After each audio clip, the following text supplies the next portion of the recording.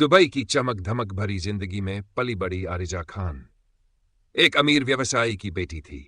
बड़े बड़े mall, branded कपड़े, आलीशान बंगले, यही उसकी दुनिया थी। मगर उस चमक के पीछे एक खालीपन था जो उसके चेहरे की मुस्कान के पीछे छिपा रहता था। आरिजा को किताबें पढ़ने का बहुत शौक था। वो अक्सर भारतीय लेखकों की कहानियां पढ़ा करती और भारत की संस्कृति से बहुत प्रभावित थी।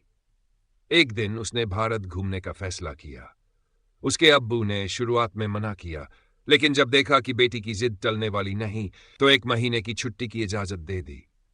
वो भारत के अलग अलग शहर घूमती रही, जयपुर, वाराणसी, कोलकाता, फिर पहुंची हिमाचल के एक छोटे से शहर धर्मशाला। वहीं उसकी मुलाकात हुई अर्जुन वर्मा से, एक शांत, सरल और मेहनती लड़का जो एक स्थानीय कैफे में काम करता था। कैफे में जब आरिजा ने पहली बार कदम रखा, अर्जुन बर्तनों को पोंछ रहा था। उसकी आंखों में सादगी थी, पर होंठों पर मुस्कान थी।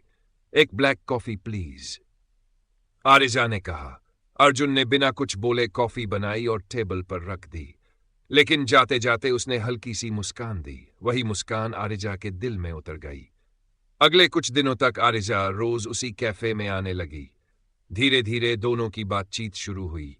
अर्जुन उसे पहाड़ों की कहानियां सुनाता और आरिजा दुबई की ऊंची इमारतों का जिक्र करती। दोनों की दुनिया अलग थी, लेकिन दिल एक जैसी धड़कने महसूस करने लगे थे। एक दिन आरिजा ने पूछ ही लिया, तुम पढ़े लिखे हो, फिर यहां वेटर की नौकरी क्यों करते हो? अर्जुन ने मुस्कुराते हुए कहा, पढ़ा तो हूं, इंजीनियरिंग की थी, मगर पापा की तबीयत बिगड़ गई, घर चलाने के लिए नौकरी करनी पड़ी। अब उन्हीं की यादों के साथ जी रहा हूं। आरिजा को अर्जुन की ये बातें छू गई। उसकी आंखें नम हो गई। उसे पहली बार लगा कि असली अमीरी दिल की होती है, ना कि जेब की। घूमने की छुट्टियां खत्म होने वाली थीं। जाने से एक दिन पहले आरिजा ने अर्जुन से कहा, मैं जा रही हूं कल, मगर दिल यहीं छोड़ जा रही हूं। अर्जुन कुछ नहीं बोला, बस आसमान की तरफ देखने लगा, मानो खुदा से कोई जवाब मांग रहा हो। तुम चलोगे मेरे साथ दुबई? उसने अचानक पूछा। अर्जुन चौंक गया। क्या मतलब? मैं तुमसे मोहब्बत करती हूं अर्जुन, और चाहती हूं कि तुम मेरी जिंदगी में रहो। अर्जुन ने कहा, तुम एक अमीर खानदान की लड़की हो और मैं एक आम लड़का। तुम्हारे अब्बू मुझे कभी कबूल नहीं करेंगे। मोहब्बत किसी हैसियत की मोहताज नहीं होती अर्जुन। मैं सब कर लूंगी, बस तुम मेरा हाथ थाम लो।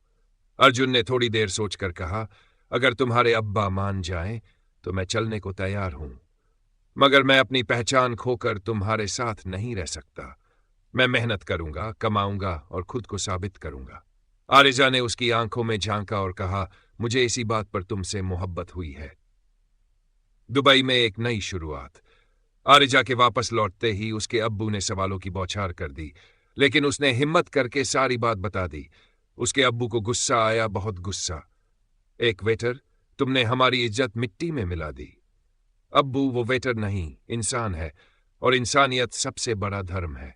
कुछ हफ्तों तक दोनों में बात बंद रही, लेकिन एक दिन आरिजा ने उन्हें अर्जुन से वीडियो कॉल पर मिलवाया। अर्जुन ने सिर झुकाकर कहा, सलाम जनाब, मैं जानता हूं मैं आपके लायक नहीं, लेकिन मैं आपकी बेटी को खुश रख सकता हूं और अपनी मेहनत से साबित करूंगा कि मैं उसके काबिल हूं। उसके अब्बू ने कोई जवाब नहीं दिया। बस महीने बाद अर्जुन ने दुबई का वीजा ले लिया। वहां जाकर उसने एक टेक्निकल कंपनी में छोटा मोटा काम शुरू किया। दिन रात मेहनत की, खाली वक्त में कोर्स किए, स्किल्स बढ़ाई। आरिजा उससे छुपकर मिलती, उसका हौसला बढ़ाती। दोनों एक दूसरे की ताकत बन चुके थे। 1 साल में अर्जुन ने प्रमोशन पा लिया। अब वो एक सीनियर टेक्नीशियन बन चुका था। उसका रहन सहन, बोलचाल सब बदल चुका था, लेकिन उसकी सादगी अब भी वैसी ही थी। फिर एक दिन अर्जुन ने खुद आरिजा के अब्बू से मिलने का फैसला किया। मैं अब भी वही अर्जुन हूं, लेकिन अब मैं खुद पर भरोसा कर सकता हूं। मैं आपके सामने हाथ जोड़कर खड़ा नहीं हूं, बल्कि अपनी मेहनत का सबूत लेकर आया हूं। इस बार उनके अब्बू कुछ देर चुप रहे, फिर धीमे से बोले, अगर मेरी बेटी तुमसे खुश है तो मैं भी खुश हूं। आरिजा की आंखों से आंसू निकल पड़े। अर्जुन ने उसका हाथ थामा और पहली बार खुलकर मुस्कुराया। आज आरिजा और अर्जुन एक छोटी सी आईटी कंपनी चलाते हैं। उन्होंने मिलकर मेहनत से उसे खड़ा किया।